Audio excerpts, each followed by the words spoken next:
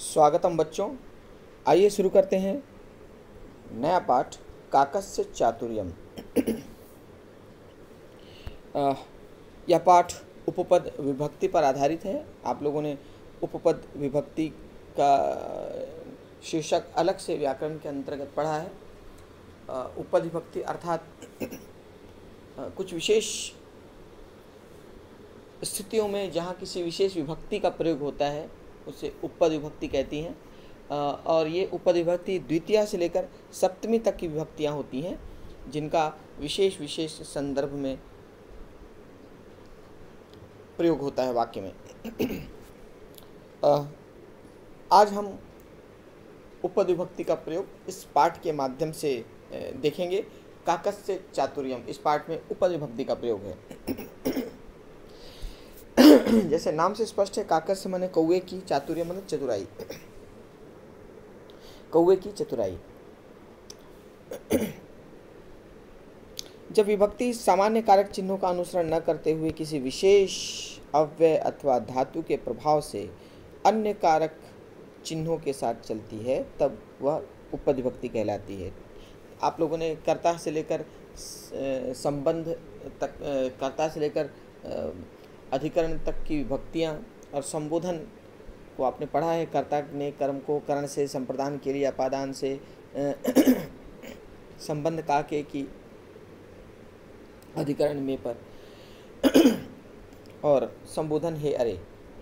लेकिन ये स्थितियां हैं, ये कारक चिन्ह हैं जिनके साथ उसकी विभक्ति का प्रयोग होता है। यदि से के द्वारा है वाक्य में तो तृतीया लगती है, अलग होने का भाव है तो पंचमी लगता है, काके की है तो षष्ठी लगता है। तो ये सामान्य आपने कारक के अंतर्गत इनके नियम पढ़े हैं। लेकिन कुछ विशेष अव्यय या धातु के प्रभाव के कारण जब इसको अनुसरण नहीं किया जाता इस नियम को, तो वह उपपद विभक्ति कहलाता है। आइए कहानी के माध्यम से इसका प्रयोग देखते हैं। एकदा सुंदरवने एकस्य विशाल वृक्षस्य शाखायां काक दंपती निज शावकैः सह सुखेन प्रतिवसत स्म। एकदा मतलब एक बार, एकदा अव्यय है जिसका अर्थ होता है एक बार। सुंदरवने, सुंदरवन में, एकस्य विशाल वृक्षस्य, एक विशाल वृक्ष की, शाखायाम शाखा पर, काक दंपति, दंपति मतलब पति पत्नी, निज शावकैः सह अपने शावकों के साथ, शावक मतलब अपने बच्चों के साथ, सुखेन प्रतिवसत स्म, सुख से रहते थे। एक बार सुंदर वन में एक विशाल वृक्ष की शाखा पर कौवा सपत्नीक अपने शावकों के साथ, अपने बच्चों के साथ सुख से रहते थे। देखिए यहाँ पे सह है, जहाँ जहाँ पर उपपद का प्रयोग हुआ है वहाँ पर शब्द लाल रंग से लिखा हुआ है जिसको आप देखते ही पहचान पाएंगे। सह के साथ तृतीय विभक्ति का प्रयोग होता है। यहाँ पे सह है, सह का भाव है, सह है इसीलिए निज शावक ही हुआ, अपने शावकों के साथ। एकदा, एकदा मतलब एक बार। सुंदर वने, सुंदर वन में, ये सप्तमी विभक्ति है, वन में। एकस्य विशाल वृक्षस्य, एक विशाल वृक्ष के, यहाँ पे विशेष विशेषण संबंध है। वृक्ष है, विशाल वृक्ष है, उसकी विशेषता है कि वो एक है। आपने संख्या में पढ़ा था कि जब संख्या किसी शब्द के पहले आता है तो वो विशेषण का कार्य करता है और विशेषण विशेष्य के अनुसार होता है। तो विशाल वृक्ष से षष्ठी में रूप है तो इसलिए एक भी षष्ठी में हो गया है। तो विशाल वृक्ष से मतलब एक विशाल, एकस्य विशाल वृक्ष से, शाखायाम, शाखायाम मतलब शाखा पर, काक दंपति कौवा सपत्नीक निज शावकैः सह अपने बच्चों के साथ, सुखेन सुख से, प्रतिवसत स्म निवास करते थे। संस्कृत में स्म का प्रयोग पास्ट में जो कार्य हुआ करता था उस संदर्भ में होता है, मतलब कि वह अब नहीं है, लेकिन पहले हुआ है। जैसे बचपन में मैं क्रिकेट खेला करता था, तो जब हम ऐसा कहते हैं तो इसका अर्थ यह है कि यह कार्य बचपन में हुआ करता था, कि उस ड्यूरेशन में, उस अवधि में जब मेरी बाल्यावस्था थी। तो इस संदर्भ में स्म का प्रयोग होता है, तो स्म लगता है तो अर्थ हो जाता है कि कार्य हुआ करता था। तो सुखेन प्रतिवसतः स्म मैंने रहते थे। यहाँ पे चूंकि काक दंपति है कर्ता, और दंपति मतलब कौवा और उसकी पत्नी, तो ये द्विवचन हो गया, इसीलिए यहाँ पे प्रतिवसतः आया है। एक बार सुंदरवन में एक विशाल वृक्ष की शाखा पर कौवा सपत्नीक अपने बच्चों के साथ सुख से रहा करते थे। तो प्रतिदिनम शावकेभ्यः आहारम आनयतः स्म। तो वे दोनों प्रतिदिन निज शावकेभ्यः अपने बच्चों के लिए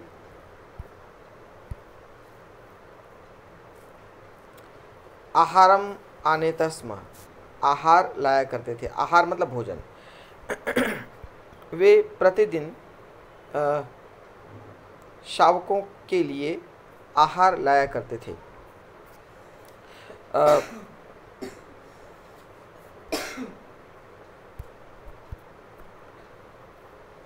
प्रतिदिनम शावकेभ्य, शावक के लिए, यहाँ चतुर्थी विभक्ति है, चतुर्थी विभक्ति का बहुवचन। शावकेभ्य मतलब अपने बच्चों के लिए, आहारम भोजन, आनयतः स्म लाया करते थे। परम दुर्भाग्यवशात, अर्थात परंतु दुर्भाग्य के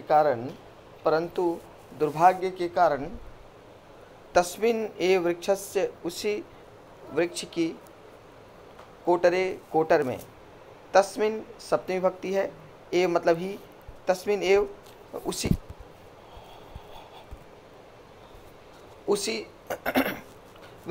वृक्ष की कोटर में, कोटर मतलब वृक्ष के बीच में होल जो बना होता है, छिद्र, उस छिद्र में अक्सर सर्प का निवास होता है, तो उसको कहते हैं कोटर। परंतु दुर्भाग्यवश उसी वृक्ष के कोटर में, उसी वृक्ष के कोटर में एक कृष्ण सर्प, कृष्ण सर्प काला सांप। सर्प विशेष है और उसका विशेषण है कृष्ण, परंतु समास होने के कारण दोनों मिलकर बन गया कृष्ण सर्प, काला सांप। अपि माने भी, आगत्य माने आकर, अवसत माने रहने लगा। परंतु दुर्भाग्यवश उसी वृक्ष की कोटर में एक काला सांप भी आकर रहने लगा।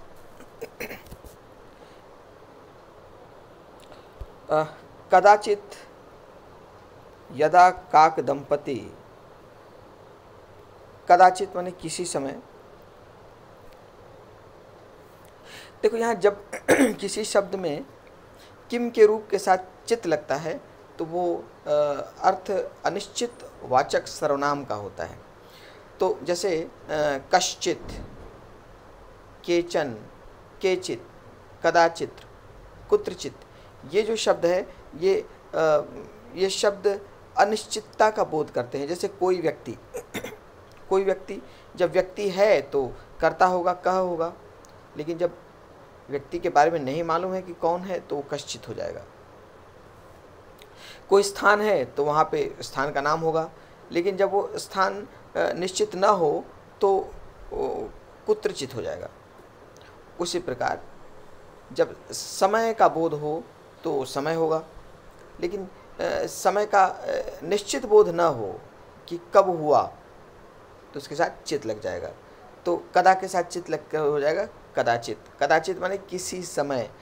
यहाँ पे समय का वर्णन नहीं है कि किस समय, ये केवल अनिश्चित का बोध कर रहा है कि किसी समय। यदा मतलब जब, काक दंपति कौवा सपत्नीक आहार आए भोजन करने के लिए, नीड़ात बही, घोंसले से बाहर। देखो आपने उपपद विभक्ति में पढ़ा है, बही, बही के साथ पंचमी का प्रयोग होता है, इसीलिए नीड़ का पंचमी हो गया नीड़ात, उसके साथ बही लगा। तो नीड़ात बही, घोंसले से बाहर। अगच्छताम आए, यहाँ पे द्विवचन है, काक दंपति, इसीलिए लंग लकार का प्रथम पुरुष द्विवचन हुआ। अगच्छत, अगच्छताम, अगच्छतन, अगच्छन। तो अगच्छताम, किसी समय जब कौवा सपत्नीक आहार के लिए, भोजन के लिए घोंसले से बाहर आए, तदैव, तभी, सर्पः, सांप, अवसरम दृष्ट्वा, मौका देखकर, नीडम प्रविश्य, घोंसले में प्रवेश करके। प्रवेश, आपने उपपद में यह भी पढ़ा है कि जहाँ पर जाने का बोध हो, गंतव्य है जहाँ पर, स्थान का जहाँ बोध हो, वहाँ पर द्वितीय विभक्ति आती है। जैसे अहम विद्यालयम गच्छामि, तो यहाँ जाने का बोध है, गम है, इसीलिए विद्यालय का विद्यालयम हो गया। उसी प्रकार प्रविश भी जाने का अर्थ दे रहा है, इसीलिए नीड़ के साथ द्वितीय विभक्ति आ गई। तो नीड़म प्रविश्य माने घोंसले में प्रवेश करके, एकैकम कृत्वा, एक एक करके, सर्वान शावकान, समस्त शावकों को, समस्त बच्चों को, भक्ष्यति स्म माने खा जाया करता। नीड़े शावकान न दृष्टवा माने घोंसले में बच्चों को न देखकर, काक दंपति, काक कौवा पति पत्नी, सर्वत्र सभी जगह, तान उन्हें, अन्वेष्यताम खोजने लगे।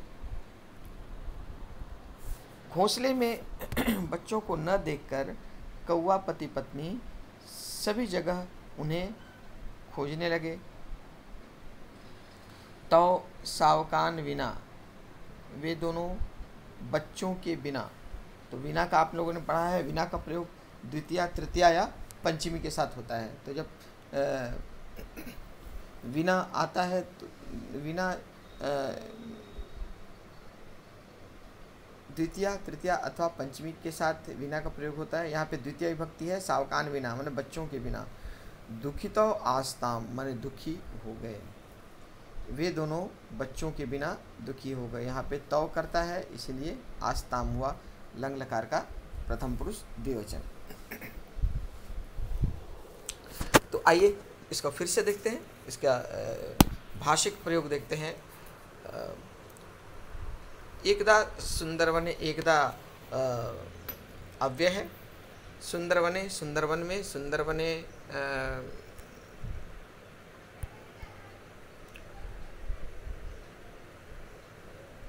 स्थान का बोधक है, मतलब सुंदरवन में एकस्य विशाल वृक्षस्य, जैसा मैंने कहा जैसा विशेष्य वैसा ही उसका विशेषण भी होता है। विशाल वृक्ष की, कौन से विशाल वृक्ष की? एक विशाल वृक्ष की, इसीलिए एक के साथ षष्ठी विभक्ति हुई है। एकस्य विशाल वृक्षस्य शाखायाम, शाखा में, विशाल वृक्ष की शाखा में। काक दंपति, दंपति यहाँ पे द्विवचन का प्रयोग है, जहाँ पर पति पत्नी, अंग्रेजी में जैसे पेरेंट्स होता है तो पेरेंट्स के अंतर्गत पति और पत्नी दोनों आते हैं, उसी प्रकार संस्कृत में दंपति प्रयोग होता है, जिसमें युगल पति पत्नी दोनों की जोड़ी को कहते हैं दंपति। वृक्ष की शाखा पर, एक विशाल वृक्ष की शाखा पर कौवा पति पत्नी निज शावकैः सह, निज शावकैः सह अपने बच्चों के साथ, सुखेन सह के साथ तृतीया बहुवचन का प्रयोग हुआ है। सुखेन माने सुख से, प्रतिवसतः स्म रहा करते थे। द्विवचन होने के कारण प्रतिवसतः हुआ। यहाँ काक दंपति है, इसीलिए कर्ता यहाँ पे, क्रिया यहाँ पे प्रतिवसतः स्म। स्म के बारे में जैसा मैंने बताया था, जो कि कार्य भूतकाल में हुआ करता था, उसके लिए स्म का प्रयोग होता है। सुख से रहा करते थे। तो प्रतिदिनों, वे दोनों प्रतिदिन, प्रतिदिनम अव्यय है। शावकेभ्य, शावकेभ्य चतुर्थी का बहुवचन है, शावकों के लिए। आहारम मतलब भोजन, आनेता स्म लाया करते थे। यहाँ स्म का फिर से प्रयोग है और चूंकि तो द्विवचन है इसलिए आनयतः हुआ। और अच्छा, एक बात का और ध्यान रखना है कि जब स्व लगा हुआ है तो फिर से उसके पहले क्रिया को लंग लकार में लिखने की आवश्यकता नहीं है। तो जब स्म लगता है तो क्रिया जो है वो लट लकार में ही होती है और उसके साथ स्म लग जाता है। जैसे रहा करता था, वन में एक शेर रहा करता था, तो वन एक सिंह, यहाँ पे अवसत नहीं होगा, या तो अवसत यदि लिखेंगे तो स्म नहीं आएगा। तो वने एक सिंह अवसत, या वने एक सिंह प्रतिवसति स्म। तो यहाँ पे वसति लट लकार के साथ स्म लगा देते हैं तो वो रूप भूतकाल का हो जाता है, हुआ करता था। यहाँ पे आहारम आनयता स्म, तो प्रतिदिन, वे दोनों प्रतिदिन सावकेभ्यः बच्चों के लिए भोजन लाया करते थे। तो परम दुर्भाग्यवशात परंतु बदकिस्मती से तस्मिन एव, यहाँ पे से का प्रयोग है इसलिए यहाँ पंचमी भक्ति आई है, पंचमी का एक वचन दुर्भाग्यवशात। तस्मिन एव, तस्मिन के साथ एव मिलकर बना तस्मिन एव, उसी वृक्ष से, वृक्ष की कोटर में, परंतु उसी वृक्ष के कोटर में, यहाँ कोटरे सप्तमी है उसके लिए, उसके कारण विशेषण तस्मिन आया है। एका कृष्ण सर्प, यहाँ भी विशेषण समझ, कृष्ण सर्प पुल्लिंग के एक वचन है इसीलिए उसके पहले की जो संख्या है वो भी पुल्लिंग के एक वचन में हुई। एका कृष्ण सर्प अपि भी अपि अव्यय है। आगत्य में ल्यप धातु का प्रयोग हुआ है, आ उसके साथ गम धातु और गम धातु के साथ ल्यप प्रत्यय लेकर बना आगत्य, जिसका अर्थ होता है आकर। अवसत बने रहने लगा। कदाचित किसी समय, जैसा मैंने बताया कदाचित अनिश्चितवाचक सर्वनाम है। यदा काक दंपति, जब कौवा पति पत्नी, यहाँ यदा अव्यय है, काक दंपति कौवा पति पत्नी आहाराय भोजन के लिए निड़ात बही, घोंसले से बाहर, अगच्छताम गए, यहाँ अगच्छताम है माने गए, और आए होता तो आगच्छताम होता। किसी समय जब काक पति पत्नी भोजन के लिए घोंसले के बाहर गए, तदैव, तदैव मतलब तभी, यहाँ तदैव जो बना है तदा के साथ एव मिलके, तदा और एव मिलके यहाँ वृद्धि स्वर संधि हो गया, आ के साथ एव मिलके अय हो जाता है। तदैव तभी, सर्प अवसरम दृष्टवा, दृष्टवा में त्वा प्रत्यय का प्रयोग है, दृश्य के साथ त्वा मिलकर बना दृष्टवा। नीड़म प्रविश्य, नीड़ में प्रवेश करके, घोंसले में प्रवेश करके, प्रविश के कारण यहाँ पे नीड़ का द्वितीय विभक्ति आई है, नीड़म प्रविश्य। एकैकम कृत्वा, एक के साथ एक मिलकर बना एकैकम, वृद्धि स्वर संधि है, अ के साथ ए मिलता है तो अय हो जाता है, एकैकम एक एक। कृत्वा, कृत्वा में त्वा प्रत्यय का प्रयोग है, क्री के साथ त्वा मिलकर बना कृत्वा करके। सर्वान शावकान, शावकान विशेष्य है और उसका विशेषण सर्वान, इसीलिए दोनों एक स्वरूप में आए हैं। द्वितीय का बहुवचन, शावकान बच्चों को, कौन से बच्चों को? समस्त बच्चों को। तो सर्वम सर्वे सर्वान, शावकम शावको शावकान, सर्वम सर्वम सर्वे सर्वान, समस्त सर्वम सर्वो सर्वान, समस्त बच्चों को भक्ष्यति स्म खा जाया करता है। नीड़े शावकान न दृष्टवा, घोंसले में बच्चों को न देखकर, दृष्टवा फिर से प्रत्यय का प्रयोग। काक दंपति कौवा पति पत्नी, सर्वत्र तान अन्यविष्यताम, सभी जगह उन सबको अन्विष्यताम माने खोजने लगा, अन्वेषण से बना है अन्विष्यताम, खोजने लगा। तो सावकान बिना, वे बच्चों के बिना दुखित और आस्थान, दुखित हो गए, दुखित और आस्थान दुखी हो गए। तो इस अनुच्छेद का अर्थ और इसके भाषिक तत्व आप लोगों को भली भांति समझ में आ गए होंगे, ऐसी मेरी अपेक्षा है। मिलते हैं अगली क्लास में इस कथा के शेष अंश के साथ। तब तक के लिए आपका दिन शुभ हो।